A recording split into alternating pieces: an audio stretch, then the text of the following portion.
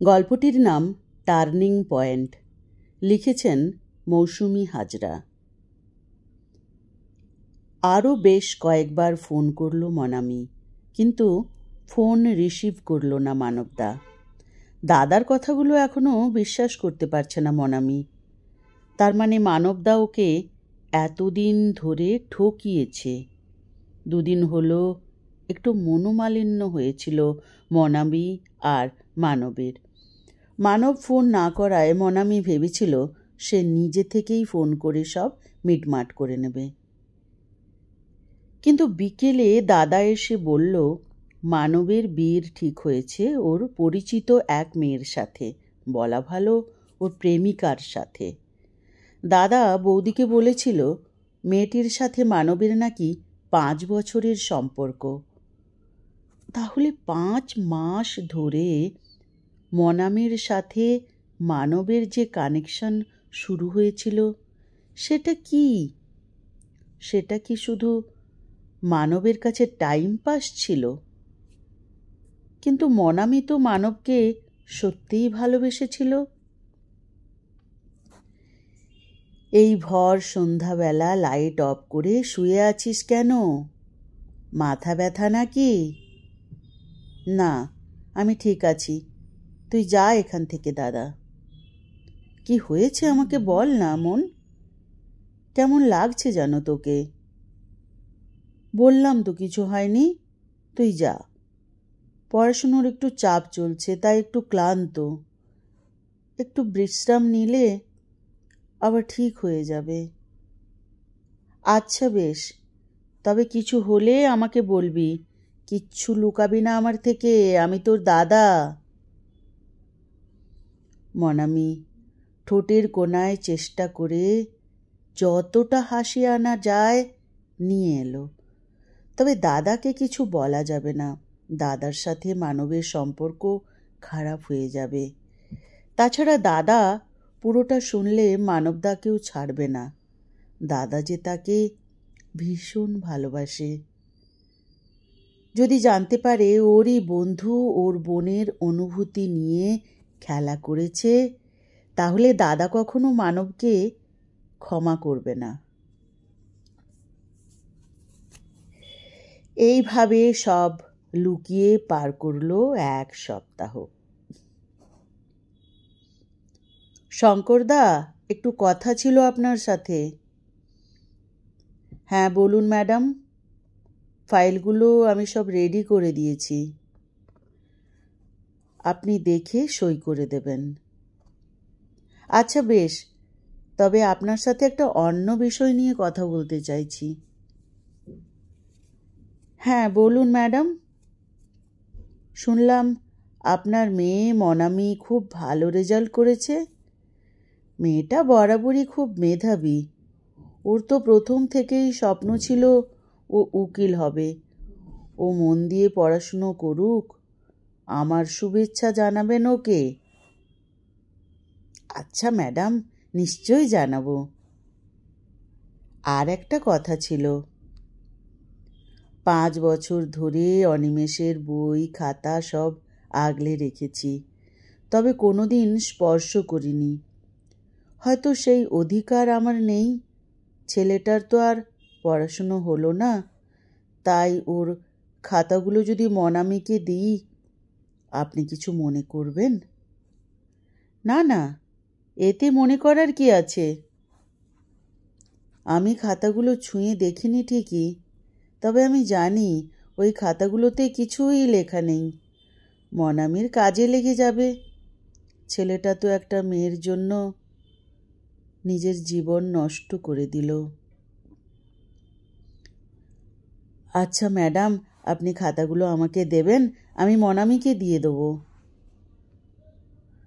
আমি লাঞ্চ টাইমে বাড়ি যাব, তখন খাতাগুলো নিয়ে আসব।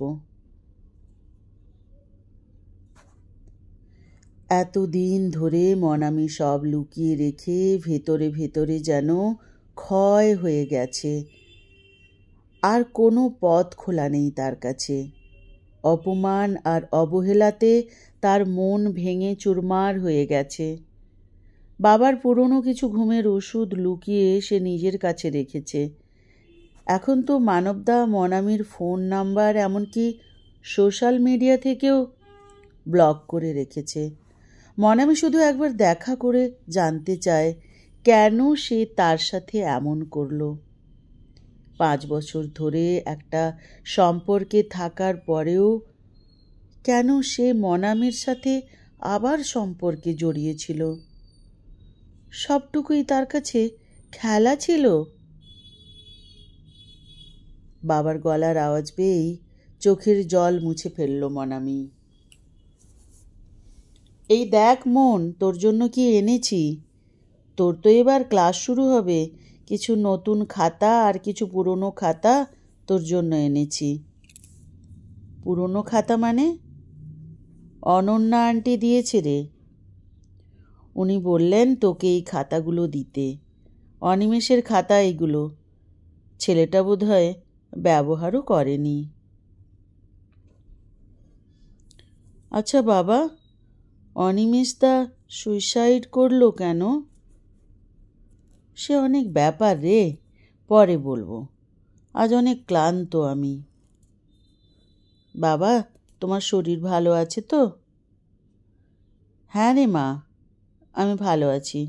আমাকে যে ভালো থাকতে হবে। উকিলের বাবা হতে যাচ্ছি। আমাকে যে অনেক বাঁচতে হবে। মনামি জড়িয়ে ধরল তার বাবাকে। মেয়ের এমন আচরণ দেখে একটু অবাক হলেন শঙ্করবাবু। তিনি মনামিকে ধরে বললেন, কিছু হয়েছে মা? মনামি ঘাড় নেড়ে জানান দিল, কিছু হয়নি। রাত্রি 1টা। ঘুমের ওষুধগুলো হাতে নিয়ে বসে আছে মনামি নিজের রুমে। আজ থেকে ঠিক 4 মাস আগে মনামি যখন মানবের কাঁধে মাথা রেখে বলেছিল, মানবদা, আমাদের সম্পর্কটা যদি দাদা মেনে না নেয় তখন আমরা কি করব? মানব মনামির মাথায় হাত বুলিয়ে বলেছিল, ঠিক মেনে নেবে, আমি ঠিক মানিয়ে নেব। মনামি মনে মনে ভাবছে, কি নিখুঁত ছিল সেই অভিনয়। আর সে বোকার মতো ভেবেছিল মানব তাকে ভালোবাসে। গত কয়েকদিন ধরে তার চোখে একটুও ঘুম নেই। মানবদা এখন কি করছে? নিশ্চিন্তে ঘুমোচ্ছে নাকি প্রেয়সীর সাথে কথা বলছে? এই 5 মাসে একটুও মনামি বুঝতে পারেনি মানবের জীবনে কেউ আগের থেকে আছে বলে। রাগে হাতে রাখা ঘুমের ওষুধগুলো খেতে যাবে এমন সময় হঠাৎ জানালা দিয়ে দমকা বাতাস ঘরে এসে টেবিলে রাখা খাতার পাতাগুলো ওলটপালট করে দিল। মনামি বিরক্ত হয়ে ওষুধগুলো নামিয়ে খাতাগুলো ঠিক করে রাখতে গিয়ে দেখল অনিমেষদার একটা খাতা খোলা অবস্থায়। ঠিক মাঝের পাতাতে সেখানে লেখা আছে, এই লেখাগুলো যার জন্য, যার কাছে মনে হচ্ছে জীবনের সব রাস্তা বন্ধ, যে স্বপ্ন দেখা ছেড়ে দিয়েছে, অনেক রাত নির্ঘুম কাটছে যার। কেমন যেন একটা অনুভূতি হচ্ছে মনামির। অনিমেষদার খাতায় এইসব কি লেখা? এ যেন মনামিকে নিয়ে লেখা হয়েছে। তার অবস্থা যে এখন এই রকমই। পরের পাতা উল্টানোর মতো সাহস পেল না। কেমন যেন একটা ভয় ভয় লাগছে তার। খাতা বন্ধ করে বিছানায় শুয়ে পড়ল মনামি। সকালে অনিচ্ছা সত্ত্বেও মনামিকে বাজারে যেতে হলো ওর বাবার সাথে। আগে ছুটির দিনগুলোতে নিজেই বায়না করতো বাবার সাথে বাজার যাওয়ার। সকালের সতেজ হরেক রকম সবজি ফল কিনতে বেশ ভালোই লাগতো তার। বাবার কাছেই শেখা। উপর থেকে সতেজ লাগলে সে জিনিস যে ভিতরেও ভালো হবে তা কিন্তু নয়। মানুষও তো তাই। বাইরে থেকে চকচক করলেই কি সব সোনা হয়? মন ভালো না থাকলে রঙিন চারপাশও কেমন যেন ফ্যাকাশে লাগে। বাজারের এত হট্টগোল মনামির কানে ঢুকছে না। সে যেন অন্য কোনো এক জগতে আছে এখন, দুনিয়ার এই রঙ্গ তামাশা থেকে অনেক দূরে। মনামির বাবা শঙ্করবাবু মনামির কাঁধে হাত রাখতেই মনামি চমকে উঠল। কতবার ডাকলাম তোকে জানিস? আসলে বাবা আমি শুনতে পাইনি। না না, আমার মনে হচ্ছে তোর শরীরটা খারাপ, কেমন যেন লাগছে তোকে। আমি একদম ঠিক আছি, তুমি এত চিন্তা করো না তো। চলো এবার, অনেক বেলা হলো, মা এবার বকবে। রান্নার দেরি হলে জানো তো। হ্যাঁ মা, ঠিক বলেছিস, দাঁড়া একটু, আমি এক্ষুনি আসছি। মনামি কিছু বলার আগেই বাজারের থলেটা মনামিকে ধরিয়ে শঙ্করবাবু মিষ্টির দোকানে গেলেন। কিছুক্ষণের মধ্যেই এসে বললেন, আহা, থলেটা খুব ভারী তাই না রে? দে এবার আমাকে থলেটা, তুই এই প্যাকেটটা নে। কি আছে বাবা এতে? তোর প্রিয় ছানার পায়েস। মনামি অবাক হয়ে বাবার দিকে তাকিয়েছিল। এই মানুষটা কত বোঝে তাকে। কিছুক্ষণের জন্য সব বিষাদ ভুলে একটা ভালো লাগার পরিবেশ তৈরি হয়েছিল, কিন্তু সেটা বেশিক্ষণ স্থায়ী হলো না।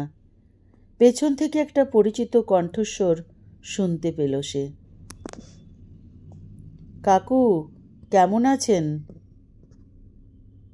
আরে মানব যে, তুমিও বাজার করতে এসেছো? তা ভালো, তোমার বন্ধু তো আবার এইসব পারে না।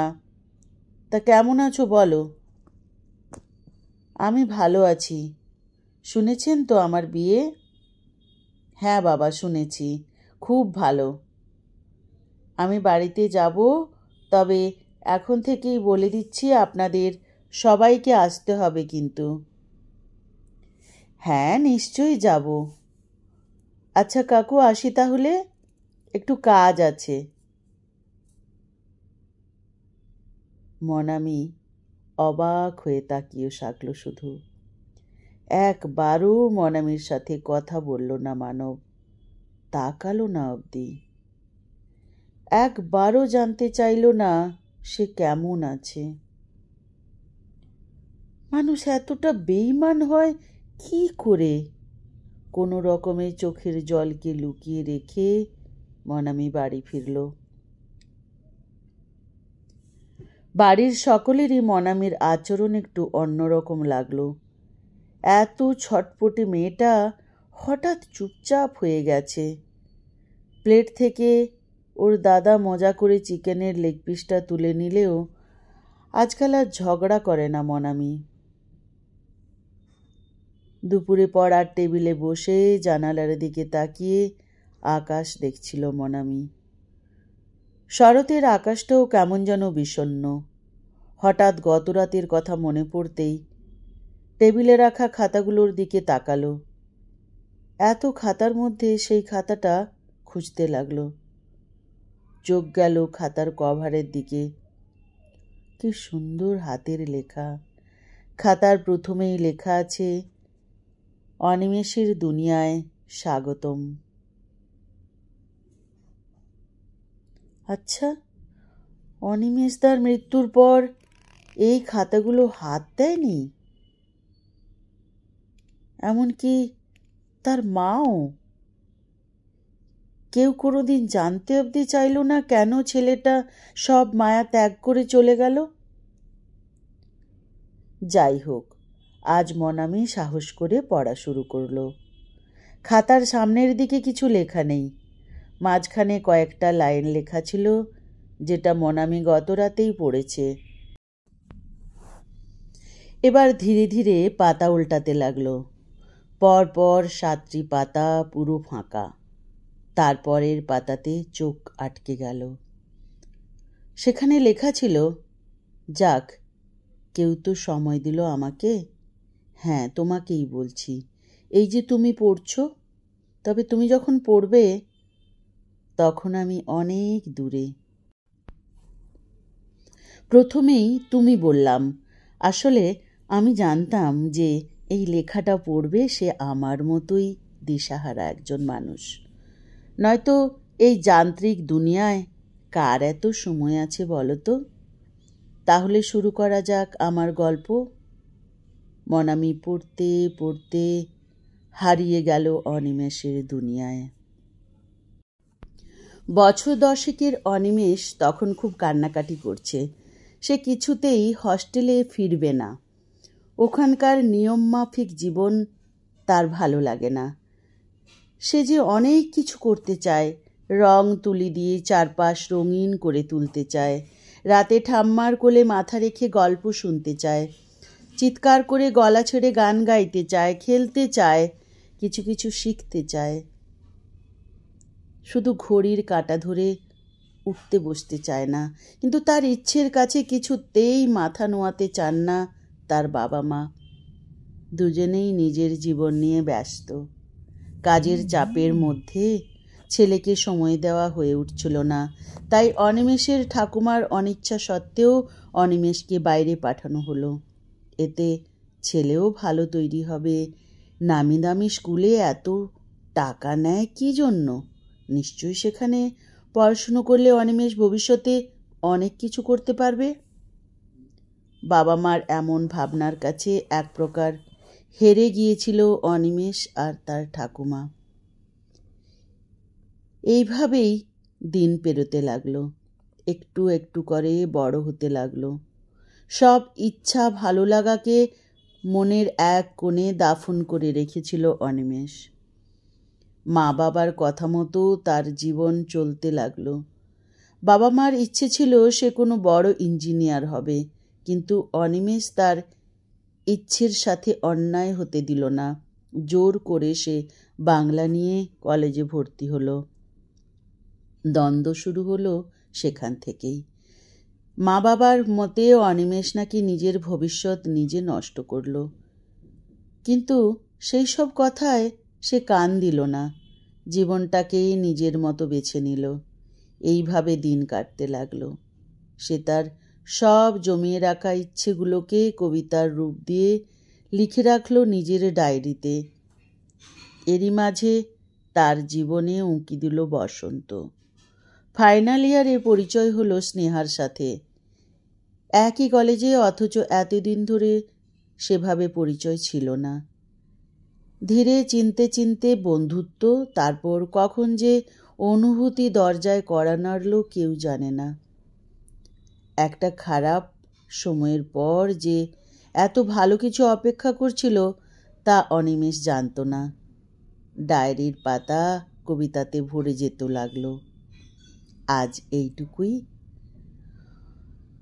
মনামির মনে হলো কেউ যেন জোর করে তাকে জাগিয়ে দিল। এতক্ষণ অবধি একটা ঘোরে ছিল সে। অনিমেষের জীবন কাহিনীতে পুরোপুরি ঢুকে গিয়েছিল। ঘড়ির কাঁটাতে তখন সন্ধে 7টা। দুপুর থেকে সে এক নাগাড়ে একই জায়গায় বসে অনিমেষের লেখা পড়ছে। কি নিপুণ হাতের লেখা! কত ভেবে চিনতে লিখেছে অনিমেষদা। সে চেয়েছিল যে এই লেখাটা পড়বে, সে সময় নিয়ে পড়ুক। তাই তো এতটা পড়ার পর লেখা আজ এইটুকুই। তবে তাই হোক, অনিমেষদার জীবন কাহিনী অনিমেষদার কথা মতোই পড়বে। তাই মনামি পরের পাতা আর পড়ল না সেদিন। রাতে খাওয়া দাওয়ার পর আজ অনেক দিন পর যেন ঘুম নেমে এলো মনামির চোখে। অনিমেষদার খাতাটা আবার খুলল। যতটা পড়া হয়েছে তার নিচে মনামি লিখে রাখল, তোমাকে পড়ব বলে আত্মহত্যার তারিখ পিছিয়ে দিলাম অনিমেষদা। এত সকালে ছাদে কি করছিস? ঘুমটা তাড়াতাড়ি ভেঙে গেল তো, তাই ভাবলাম একটু ছাদে এসে বসি। তুমিও তো দেখছি আজ তাড়াতাড়ি উঠে পড়েছ বৌদি। রে, কয়েকদিন ধরেই একটা কথা বলবো ভাবছিলাম তোকে। আমাকে? হ্যাঁ, তোকে। বাড়িতে সবসময় কেউ না কেউ থাকে, তাই সেভাবে একা তোকে পাই না। আমার কয়েকটা প্রশ্নের ঠিকঠাক উত্তর দিবি মন? তুমি কি বলছো আমি কিছুই বুঝতে পারছি না। আমি মাত্র 2 বছর হলো এই বাড়িতে এসেছি, কিন্তু এই 2 বছরে এই বাড়ির সকলের অনেক ভালোবাসা পেয়েছি, তাই খুব সহজেই এই বাড়িটা আমার হয়ে উঠেছে। তোর আমার সম্পর্ক ননদ বৌদির হলেও তোকে আমি নিজের বোনের মতো ভালোবাসি, তাই আজ আমার কাছে কিছু লুকোবি না। মনামি কিছুটা ঘাবড়ে গেল। ঠিক আছে, বলো কি জানতে চাও। তোর আর মানবের ব্যাপারে। আমার মনে হয় তোদের একটা সম্পর্ক গড়ে উঠেছে। তুমি কি করে জানলে? তুমি তো এইসব দাদাকে বলনি তো? না, তোর দাদার সাথে আমার কোনো কথা হয়নি এই ব্যাপারে। তবে তোকে আমি সাবধান করে দিচ্ছি, ওই ছেলেটার জালে একদম ফাঁসবি না। আমার ওকে মোটেও ভালো লাগে না। বিয়ের আগে তোর দাদার সাথে যতবার ঝগড়া হয়েছে তা ওর জন্য। কিছু না কিছুভাবে আমাদের ঝগড়ার কারণ হয়ে উঠেছিল ও। এইসব তো আমাকে আগে বলনি তুমি। আমি এইসব তোকে কোনো দিনই বলতে চাইনি, কিন্তু আজ আমি বাধ্য হচ্ছি। নিজের কি অবস্থা করেছিস দেখেছিস আয়নাতে? বাড়ির কেউ না বুঝতে পারুক, আমি ঠিকই পেরেছি। কয়েক মাস আগেই বুঝতে পেরেছিলাম তোর আর মানবের হাবভাব দেখে। তখনই তোর সাথে কথা বলা উচিত ছিল আমার। কিন্তু বৌদি, ও আমার সাথে এত বড় অন্যায় করলো কিভাবে? আমি তো সত্যিই ওকে ভালোবেসেছিলাম। আমি তোর অবস্থাটা বুঝি। তুই একটু নিজেকে সময় দে, সময়ে সব ঠিক করে দেয়। আর হ্যাঁ, একটা রিকোয়েস্ট আছে তোর কাছে। একটা ফালতু ছেলের জন্য বোকা বোকা কোনো ডিসিশন নিবি না। বৌদি চলে যাওয়ার পর আরও কিছুক্ষণ মনামি ছাদেই বসে থাকলো। শরতের সকালের রোদ গায়ে এসে পড়ল। এখন আর কোনটা ঠিক কোনটা ভুল কিছুই বুঝে উঠতে পারছে না মনামি। অনিমেষদার লেখা এখন মনামির জীবন যেন চালনা করছে। দুপুরের দিকে খাওয়ার পর বৌদি আর মায়ের সাথে গল্প চলছিল। পুজোর পরেই হস্টেলে শিফট করবে মনামি, তাই পুজোর কেনাকাটার সাথে মনামিরও দরকারি জিনিস কেনাকাটা চলছে। পরিচিত এক বন্ধুর ফোন এলো। বিকেলে সব বন্ধু মিলে দেখা করার কথা বলতেই মনামি না করে দিল। পাশ থেকে বৌদি জোর করতে লাগলো, তাই বাধ্য হয়ে মনামি রাজি হলো। বিকেল দিকে বৌদি নিজেই মনামিকে একটু সাজিয়ে দিল। সব বন্ধুদের সাথে ভালোই বিকেলটা কাটলো। মনামি যেন এতদিন নিজেকে একটা খাঁচাতে জোর করে আটকে রেখেছিল। বৌদি ঠিকই বলেছে, একটা ফালতু ছেলের জন্য নিজের জীবন নষ্ট করা উচিত নয়। আজ না হলেও সময়ে সব ক্ষত সারিয়ে দেয়। বিশ্বাসঘাতকতা তো মনামি করেনি, করেছে মানব। তাহলে কেন সে নিজেকে কষ্ট দেবে? বাড়ি ফিরতে একটু সন্ধে হয়ে গেল মনামির। মনটা আজ আগের থেকে ভালো আছে। বন্ধুদের সাথে আড্ডা আর সকালে বৌদির সাথে মন খুলে কথা বলতে পেরে আজ অনেকটা হালকা লাগছে তার। রাত্রি 10টার দিকে পরিচিত নাম্বার থেকে ফোনটা এলো। ফোনের স্ক্রিনে নাম্বারটা দেখেই কেমন যেন হাত পা কাঁপতে লাগলো মনামির। ফোনটা রিসিভ করতেই, তুমি আজ কাদের সাথে আড্ডা দিচ্ছিলে? খুব তো হেসে হেসে কথা বলছিলে। তোমার ছেলে বন্ধুদের সাথে এর মধ্যে কার সাথে সম্পর্কে জড়ালে? মানবের কথা শুনে রাগে ফেটে পড়ল মনামি। তাতে তোমার কি? আর যাই হোক, কোনো সম্পর্কে থাকাকালীন তো আর সম্পর্কে জড়ায়নি। তোমার মতো তো আমি নই। আর আমাকে এইভাবে বলার সাহস হয় কি করে তোমার? কি ভেবেছিলে তুমি এইভাবে প্রতারণা করার পর আমি শেষ হয়ে যাব? তোমার ধারণা ভুল মানবদা। আর যদি আমাকে ফোন করো আমি দাদাকে বলতে বাধ্য হব।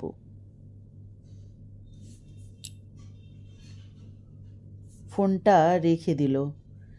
কান্নাতে ভেঙে পড়ল মনামি। কেন এমন করছে মানব? মনামি তো কোনো অভিযোগ ছাড়াই সরে গেছে, তাহলে এখন কি চাইছে মানব? কিছুক্ষণ চুপ করে থাকার পর টেবিলে রাখা খাতাটার দিকে নজর গেল। কেমন যেন একটা টান জন্মেছে খাতাটার প্রতি। এই মুহূর্তে মানব বা চারপাশের জগৎ ভুলে এগিয়ে গেল সে টেবিলের দিকে। যেখানে পড়া শেষ হয়েছে তার ঠিক পরের 3টে পাতাতে কিছু লেখা নেই। তারপরের পাতাতে লেখা আছে,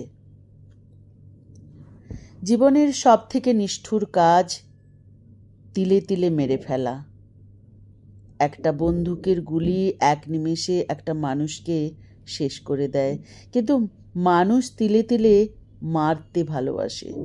কখনো ভালোবেসে কাছে টেনে নেয়, আবার কখনো অবহেলা আর অপমানে মাটিতে মিশিয়ে দেয়। একটা ভয়ঙ্কর মস্তিষ্ক কতবার যে তার ভাবনায় একটা মানুষকে মেরে ফেলে তার হিসেব নেই। আসলে তারা নিজেরাও জানে না তারা কি করছে। এর পরের পাতাতে আবার শুরু হচ্ছে অনিমেষের নতুন একটা অধ্যায়। অনিমেষ স্নেহাকে পেয়ে নতুন করে জীবন গুছিয়ে নিয়েছে। দুজনে ভালোই আছে। বাবা মায়ের সাথে খুব বেশি কথা না হলেও ঠাকুমা আগলে আর আদরে রেখেছিল অনিমেষকে। ডায়েরিতে কবিতা লিখতে লিখতে পাতা প্রায় শেষের দিকে। অনিমেষের ইচ্ছে সব পাতা শেষ হয়ে গেলে তারপর এই ডায়েরিতে লিখে রাখা অনিমেষের জীবন উপহার দেবে স্নেহাকে। সম্পর্কের বয়স 2 বছর। ইদানিং স্নেহার সাথে দেখা একটু কমই হয়, তবুও কাজ বাদে যেটুকু সময় পায় অনিমেষ সেটুকু সময় স্নেহার সাথে কাটায়। ভবিষ্যতের স্বপ্ন দেখত স্নেহাকে নিয়ে। দিন এগিয়ে যেতে লাগলো। স্নেহা আগে চাকরিটা পেয়ে গেল। সেদিন অনিমেষ কি খুশি, দুজনে একসাথে সেলিব্রেট করলো। আরও একটা বছর পার হলো। স্নেহা ধীরে ধীরে কাজের দোহাই দিয়ে অনিমেষের থেকে দূরত্ব বাড়াতে চাইল। অনিমেষ তা বুঝতেই পারত না, সে সাহিত্য চর্চাতে মশগুল তখন। হঠাৎই এক বন্ধুর ফোন এলো অনিমেষের কাছে। সে নাকি স্নেহাকে একটা ছেলের সাথে কদিন ধরেই ঘুরতে দেখেছে। অনিমেষ সেই মুহূর্তে চুপ থাকলো। বিগত কয়েকদিন স্নেহার ব্যবহার আর আচরণ আরও একবার ভেবে নিল। তারপর স্নেহাকে দেখা করতে বলল। তুমি তো জানো আমি অনেক ব্যস্ত। আমি জানি স্নেহা, কি নাম ছেলেটার? কি সব বলছো? আমি শুধু নাম জিজ্ঞাসা করেছি। আমাদের বিচ্ছেদটা আর 4-5টা সম্পর্কের মতো কেন হবে? আমরা হেসে হেসে বিদায় নেব। তুমি কি বলছো? তুমি জানো? হ্যাঁ জানি। ভালোবাসার প্রথম শর্ত হলো মুক্ত। আমি তোমায় জোর করতে চাই না। তাছাড়া আমিও ব্যস্ত হয়ে পড়েছি, সব কিছু আর আগের মতো নেই। যাক, তুমি তাহলে বুঝতে পারছো, আগের মতো কানেকশান আমাদের মধ্যে নেই। বাবা মায়ের পছন্দ অনুযায়ী আমি একজনের সাথে কথা বলা শুরু করেছি। একটা অ্যাটাচমেন্ট শুরু হয়েছে দুজনের। ভালো থেকো, খুব ভালো থেকো। আর কিছু বলবে না? দেরি হয়ে যাচ্ছে তোমার। আমাদের গল্প এখানেই শেষ হলো। পরের পাতাগুলো উল্টাতে গিয়ে মনামি বুঝতে পারল চোখের জলে খাতাটা ভিজে যাচ্ছে। পরের পাতাতে 2টো লাইন লেখা ছিল শুধু। কাটে না মায়া সহজেই, কিছু মুহূর্তের কাছে ঋণী, সবটা জেনেও চুপ থাকার এখন অভিনয়টা জানি। তার নিচে লেখা, আজ এইটুকুই। সেই রাত নির্ঘুম কাটলেও ভোরের দিকে ঘুমিয়ে পড়েছিল মনামি। স্বপ্নের মধ্যে দেখছে কেউ যেন তার দিকে তাকিয়ে আছে। সেই চাহনি এক পুরুষের। চোখগুলো স্পষ্ট দেখতে পাচ্ছে মনামি, যেন কিছু বলতে চাইছে। মায়ের ডাকে ঘুমটা ভেঙে গেল। ঘড়িতে তখন সকাল 8টা। মনামি একটা জিনিস খেয়াল করে দেখল, সকালে উঠেই আর মানবের কথা ভাবছে না, এমনকি রাতেও একবারও তার কথা মনে পড়েনি।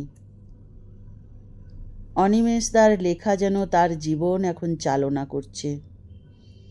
ফ্রেশ হয়ে যখন সকলের সাথে ব্রেকফাস্ট করতে বসল, সে লক্ষ্য করল কেমন যেন চুপচাপ সবাই আজ। দাদা প্রথমে বলল, কোনো কিছু মনের মধ্যে জমিয়ে রাখা ঠিক না। কোনো সমস্যা থাকলে বাড়ির সকলকে বলা উচিত। তারপর মা বলল, এই জন্যই তো পরিবার, সবাই সবার যে কোনো পরিস্থিতিতে সাথ দেবে।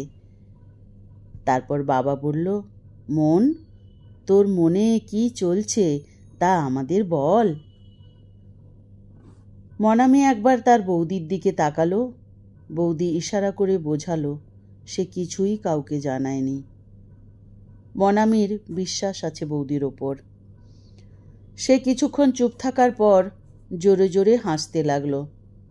সবাই অবাক হয়ে গেল মনামির এমন আচরণ দেখে। তারপর মনামি হাসি থামিয়ে বলল, তাহলে বলো অভিনয়টা কেমন ছিল আমার?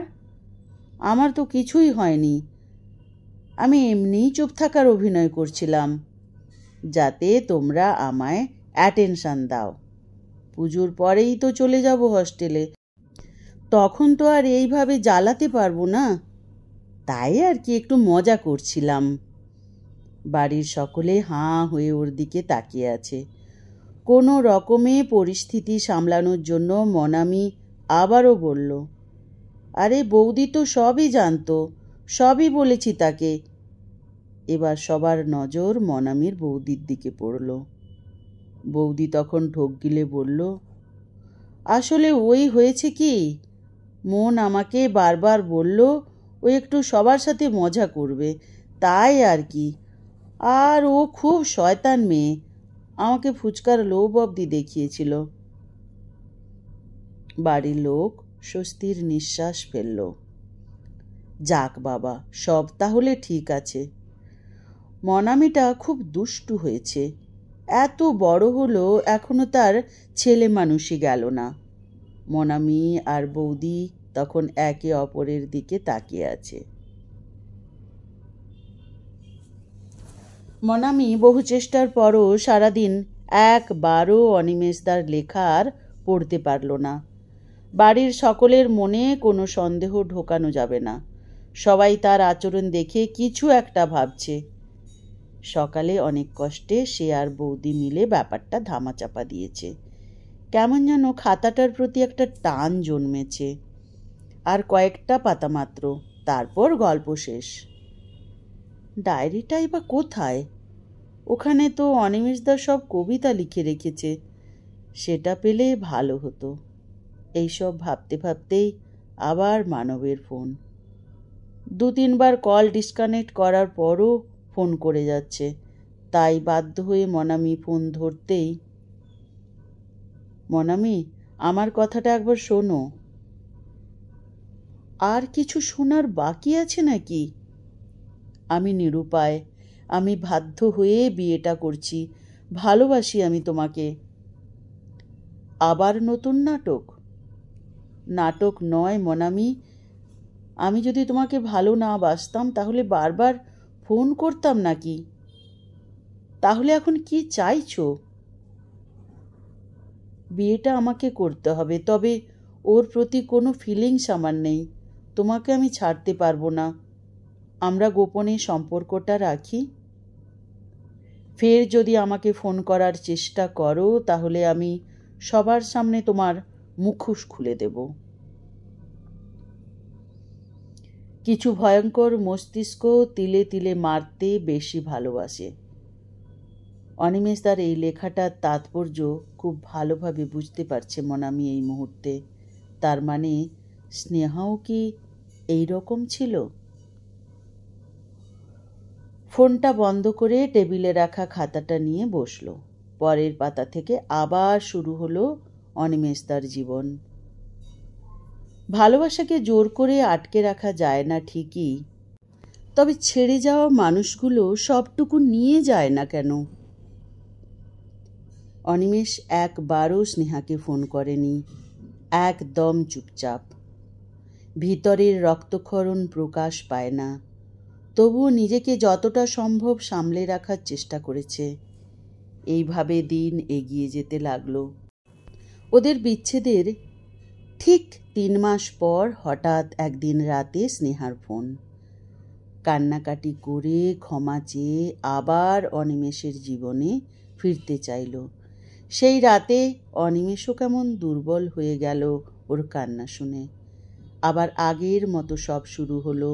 সেই পুরনো স্নেহাকে ফিরে পেয়ে অনিমেষ বর্ষার সবুজ সতেজ বৃক্ষ হয়ে উঠল।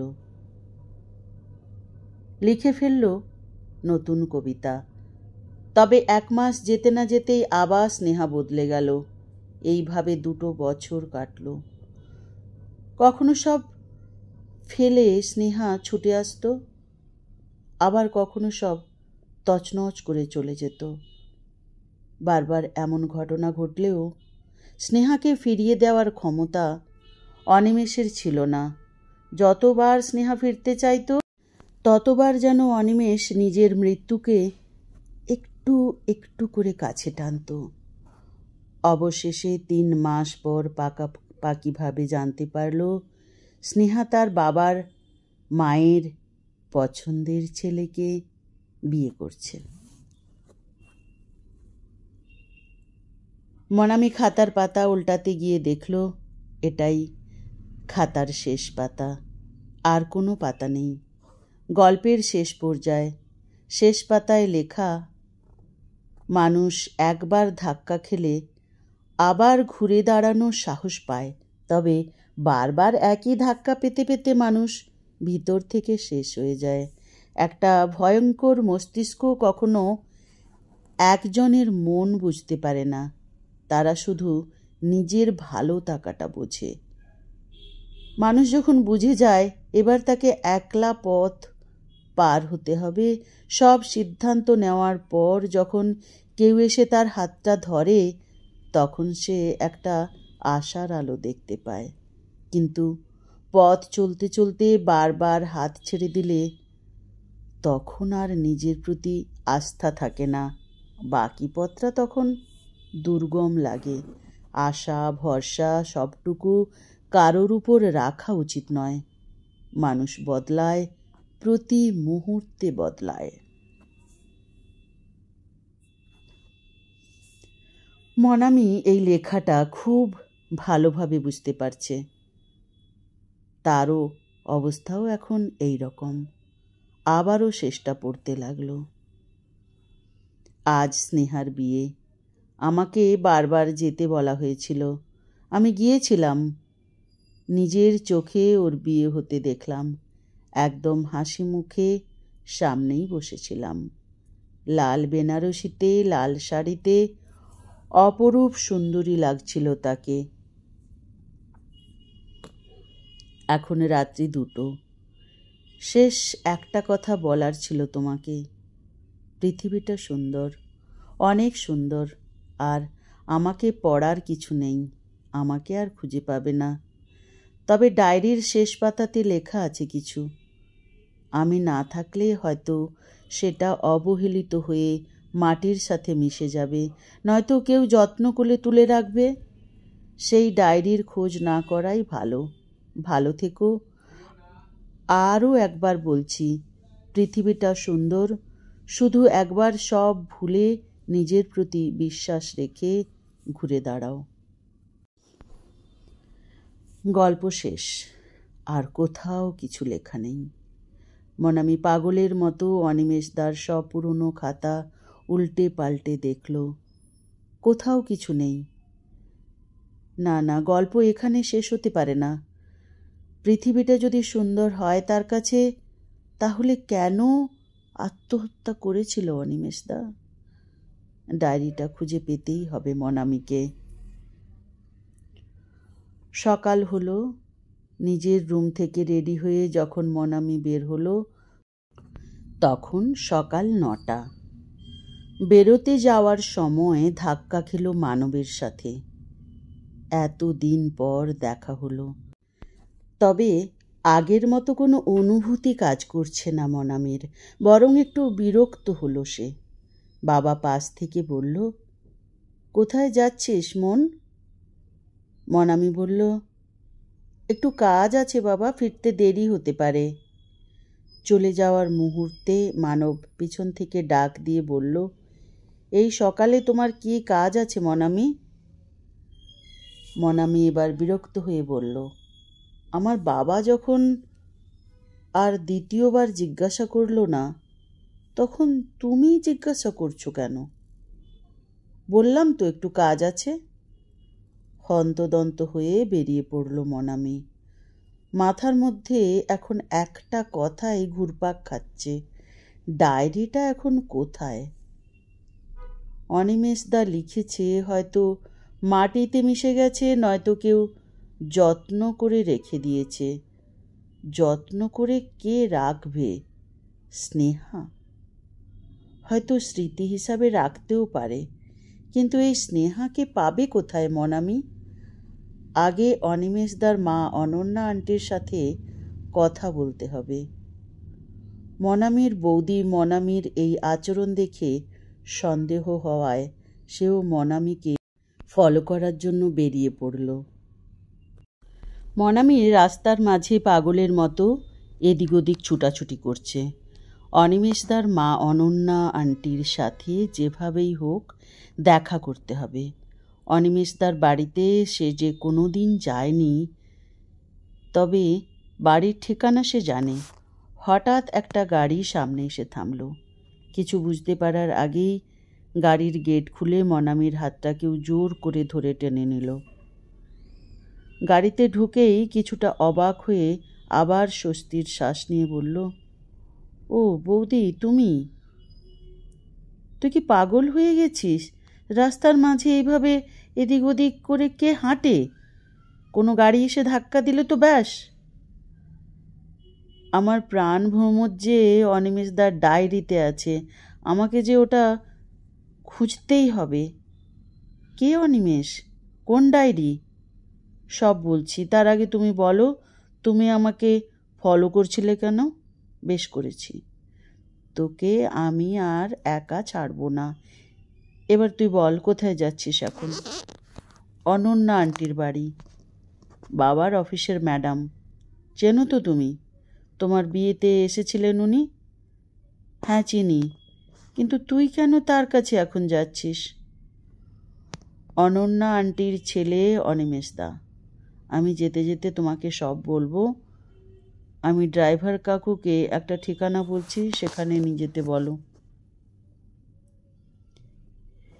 এরপর রাস্তায় মনামি সব কথা তার বৌদিকে বলল। বৌদি সবটাই চুপচাপ শুনে গেল। কিছুটা অবাকও হলো, আবার কষ্টও পেল অনিমেষের ব্যাপারে শুনে।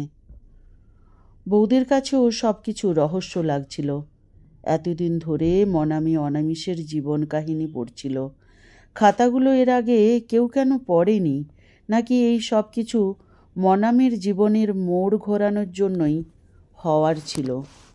বৌদি এবার স্বস্তির শ্বাস নিয়ে মনে মনে ভাবল, যাক বাবা, মনামি এইসব নিয়ে ব্যস্ত থাকায় মানবের ভূত মাথার থেকে নেমেছে। মনামির দেওয়া ঠিকানায় এসে গাড়ি থামল, কিন্তু কিছুতেই ভিতরে যাওয়ার সাহস হচ্ছে না ওর। বৌদি হাতটা ধরে বলল, এতটা যখন এসেছিস, গল্পের শেষটা তো জানতেই হবে। মনামি কিছুটা সংকোচ আর ভয় নিয়ে প্রবেশ করল অনিমেষদার বাড়িতে। অনন্যা আন্টি তখন রেডি হয়ে বাইরে বেরিয়ে আসছিলেন। ওদের দেখে খুশি হয়ে বললেন, আরে কি ব্যাপার, এতদিন পর আন্টির কথা মনে পড়ল? এসো এসো, বাড়ির ভেতরে এসো। মনামির পাশে তার বৌদি আর ওদের সামনে অনন্যা আন্টি আর তার হাজব্যান্ড। মনামি জলটা ঢকঢক করে খেয়ে নিল। অনন্যা আন্টি বললেন, কিছু হয়েছে মনামি? তুমি আমার বাড়ির ঠিকানা জানতে? মনামি এবার অনেকটা সাহস নিয়ে বলল, আপনার কাছে একটা কথা জানতে এসেছি। আপনি স্নেহাকে চেনেন? অনিমেষদার গার্লফ্রেন্ড ছিল। অনন্যা আন্টি অবাক হয়ে চেয়ে রইলেন মনামির দিকে। মনামি আবারও সাহস নিয়ে বলল, প্লিজ যদি স্নেহার ব্যাপারে কিছু জানেন তাহলে আমাকে বলুন, ওর সাথে আমার দেখা করাটা খুব জরুরি। অনন্যা আন্টি বললেন, যতদূর জানি স্নেহা এখন এখানেই থাকে, ওর বাবা মায়ের কাছে। ডিভোর্স হয়ে গেছে। কিন্তু তুমি এত জেনে কি করবে? মনামি হঠাৎ রেগে গিয়ে বলল, এতটা কৌতূহল যদি নিজের ছেলের প্রতি দেখাতেন তাহলে হয়তো ভালো হতো। অনন্যা আন্টি আর কথা বাড়ালেন না। স্নেহার ঠিকানাটা মনামিকে দিয়ে দিলেন। মনামির মনে হলো এই বাড়িতে কেউ যেন তার দিকে তাকিয়ে আছে। কথা বলতে বলতে একবার পুরো বাড়ি তাকালো, কিন্তু সেভাবে কাউকে দেখতে পেল না। মনামি ঠিকানাটা পেয়ে ওর বৌদিকে সাথে নিয়ে চলে যাওয়ার মুহূর্তে আবার পেছন ফিরে তাকিয়েও দেখল অনন্যা আন্টি কেমন যেন অসহায়ের মতো তাকিয়ে আছেন। মনামির ওইভাবে বলা উচিত হয়নি। অনন্যা আন্টির ভুল ছিল কিছু, কিন্তু তিনিও তো তার ছেলেকে হারিয়েছেন। এইভাবে মনে আঘাত দিয়ে কথা বলা ঠিক হয়নি মনামির। তাই আবার অনন্যা আন্টির কাছে গিয়ে জড়িয়ে ধরে বলল, আমাকে ক্ষমা করে দেবেন আন্টি, একদিন সময় করে আমার সাথে বসবেন, অনিমেষদার জীবন কাহিনী শোনাবো, আপনিও কাঁদবেন আমিও কাঁদব। আজ চলি আন্টি। মনামি আর তার বৌদি গেটের বাইরে এলো। মনামি মনে কেমন যেন একটা অনুভূতি হলো, কেউ যেন ওই বাড়িতে আছে। সে লুকিয়ে মনামিকে দেখছিল। এটা কিছুতেই মনের ভুল হতে পারে না, কেউ তো ছিল। বৌদিকে এই কথাটা বলতেই বৌদি বলল, কই আমার তো তা মনে হলো না। এবার চল তো স্নেহার সাথে দেখা করি। স্নেহার ঠিকানায় এসে পৌঁছলো দুজনে। স্নেহার বাড়িতে ঢুকতেই দেখলো একটা মেয়ে বসে আছে। ওদের দেখে অবাক হয়ে বলল, কে আপনারা, কাকে চাই? মনামি বলল, স্নেহাদি এখানেই থাকে। সেই মেয়েটি কিছুক্ষণ অবাক হয়ে তাদের দিকে তাকিয়ে বলল, হ্যাঁ আমিই স্নেহা। মনামি ধীরে ধীরে স্নেহার কাছে এগিয়ে এলো। তারপর ভালো করে দেখল। মনে মনে ভাবল, আজ অনিমেষদাকে নিজের জীবনে রাখলে তোমার অবস্থা এমন হতো না। কিছুক্ষণ চুপ করে থাকার পর মনামি সবটা বলল স্নেহাকে। স্নেহা সবটা শোনার পর বলল, অনিমেষের ডায়েরিটা আমার কাছে নেই। ও আমাকে ডায়েরির কথা কোনোদিন বলেনি। মনামি কিছুটা ব্যঙ্গাত্মক হাসি হেসে বলল, কি আশ্চর্য তাই না? অথচ ডায়েরিটা অনিমেষদা আপনাকেই দিতে চেয়েছিল। ডায়েরির প্রতিটা পাতা আপনাকে নিয়ে লেখা। কি বলবো আপনাকে, খুঁজে পাচ্ছি না। আপনার ভাগ্য এতটা ভালো ছিল যে আপনি অনিমেষদার মতো একজন প্রেমিক পেয়েছিলেন, আবার আপনার ভাগ্য এতটাই খারাপ যে আপনি তাকে হারিয়েছেন। স্নেহা একদম চুপ হয়ে আছে। কিছুক্ষণ পর বলল, তার শাস্তি আমি পাচ্ছি। বিয়ের পর বুঝতে পারলাম আমি একটা ভুল মানুষকে বিয়ে করেছি। ওর আর আমার মতের মিল হচ্ছিল না, তাই মিউচুয়ালভাবেই ডিভোর্স হয়ে গেল। মনামি এবার বলল, কারো সাথে মতের মিল না হলেই যে সেই মানুষটা ভুল তা কিন্তু নয় স্নেহাদি। আমি আপনাদের ব্যাপারে কিছুই জানি না, তাই আমার কিছু বলা ঠিক নয়। তবে ডিভোর্সের মতো সিদ্ধান্ত নিয়েছিলেন যখন, তখন নিশ্চয় সমস্যা কিছু ছিল। একটা কথা জিজ্ঞাসা করব স্নেহাদি? একবারের জন্য নিজেকে অপরাধী বলে মনে হয় না? মনে হয় না আপনার ছেলে খেলার জন্য একটা জীবন নষ্ট হয়ে গেল? চলেই তো গিয়েছিলেন, তাহলে আবার ফিরে এসেছিলেন কেন অনিমেষদার জীবনে? বারবার গেছেন, আবার এসেছেন। একটা মানুষকে তিলে তিলে মেরেছেন শুধুমাত্র খেলার ছলে। কি ভেবেছিলেন সবাই আপনার মতো টাইম পাস করে? যখন ইচ্ছে হলো ফিরে এলাম, আবার যখন ইচ্ছে হলো চলে গেলাম। সবাই এক নয় স্নেহাদি।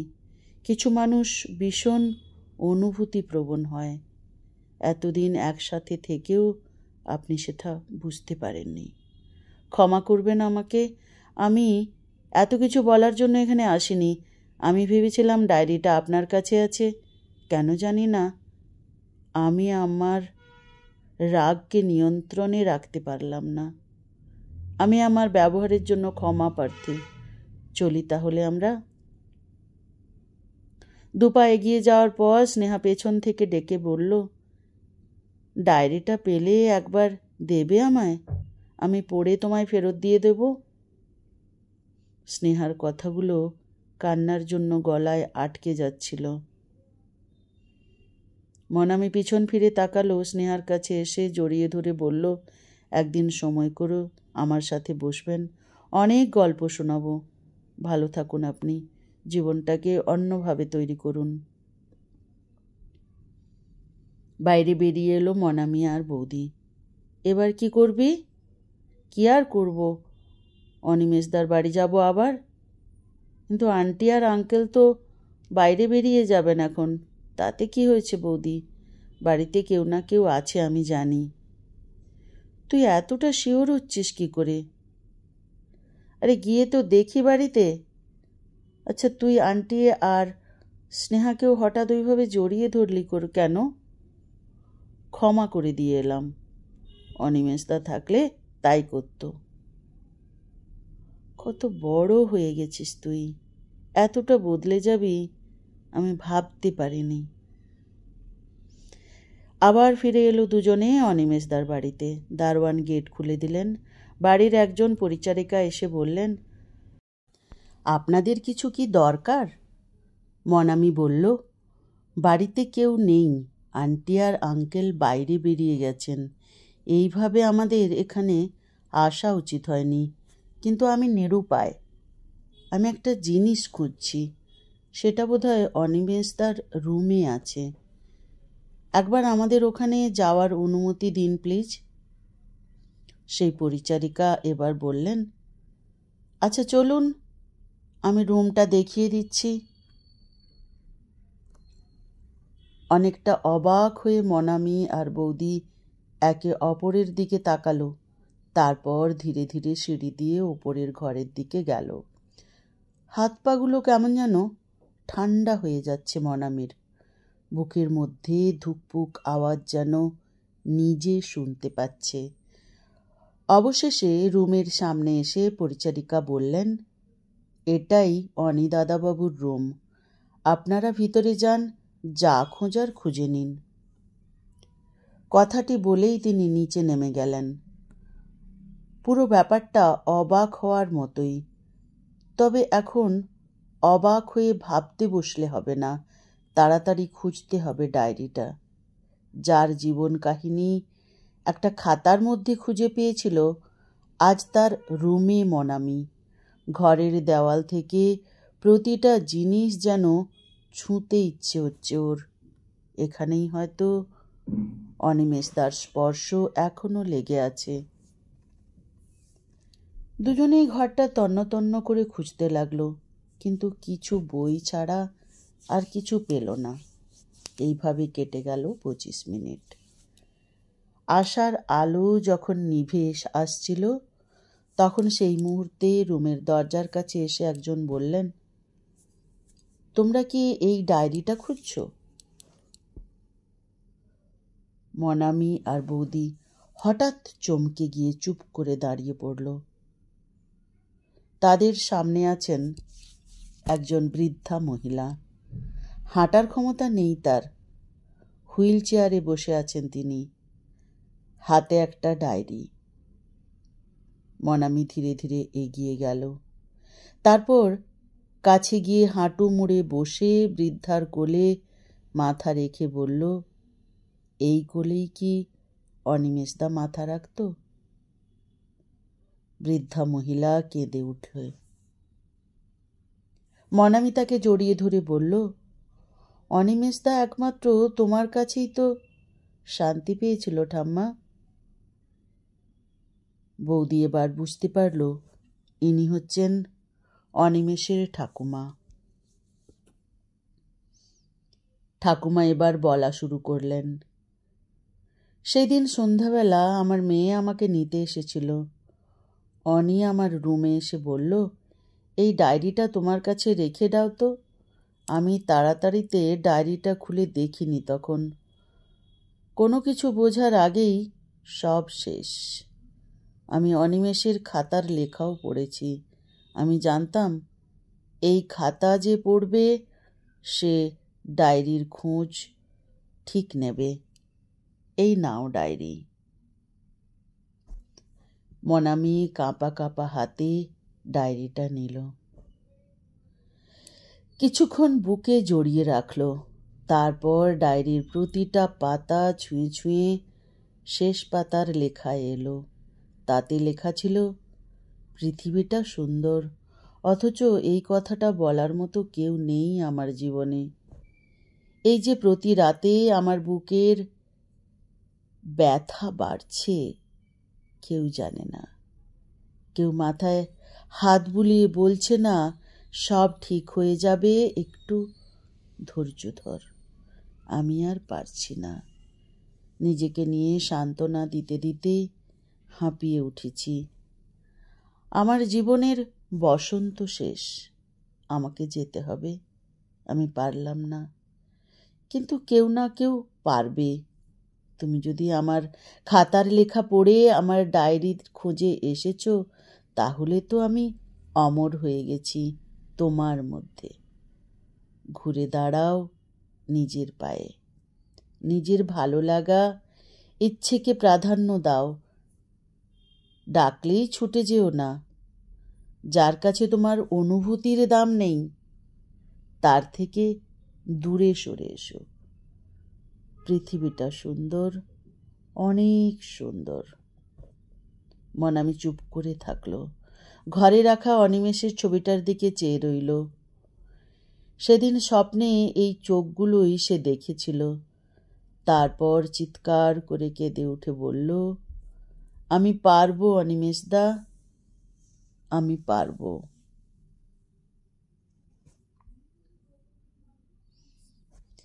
কয়েক বছর পর। অভিনন্দন উকিল ম্যাডাম, আমি জানতাম আপনি জিতবেন। ধন্যবাদ ইন্সপেক্টর বোস। তা এখন ফোন করলেন যে? একটা তো ট্রিট দিতেই হবে তোমাকে মনামি। সেই সুযোগ দেখাটাও হয়ে যাবে, তাই না? আমি আপনার চালাকি সব জানি। কবে থেকে আংটিটা নিয়ে ঘুরছি, এবার তো হ্যাঁ বলো। এত তাড়া থাকলে অন্য পাত্রী খুঁজে নিন। এই না না, আমি অপেক্ষা করব। তবে বেশি অপেক্ষা করিও না, ভালোবেসে ফেলেছি যে খুব। ভেবে দেখুন, আমি উকিল আর আপনি পুলিশ। চলতে পারবেন তো আমার সাথে? খুব পারবো, হাত ধরে চলবো। আচ্ছা বেশ, দেখা হচ্ছে খুব তাড়াতাড়ি। ফোনটা রেখে আকাশের দিকে তাকিয়ে মনামি বলল, পৃথিবীটা অনেক সুন্দর অনিমেষদা, শুধু টিকে থাকার লড়াইয়ে জিততে হবে। তুমি আমার মধ্যে বেঁচে থাকবে। আমি পেরেছি, আমি ঘুরে দাঁড়িয়েছি শুধু তোমার জন্য। গল্পটি এখানেই শেষ হলো। কেমন লাগলো গল্পটি? লিখবেন অবশ্যই কমেন্টে। ভালো থাকুন। আবার দেখা হবে অন্য কোনো গল্পতে।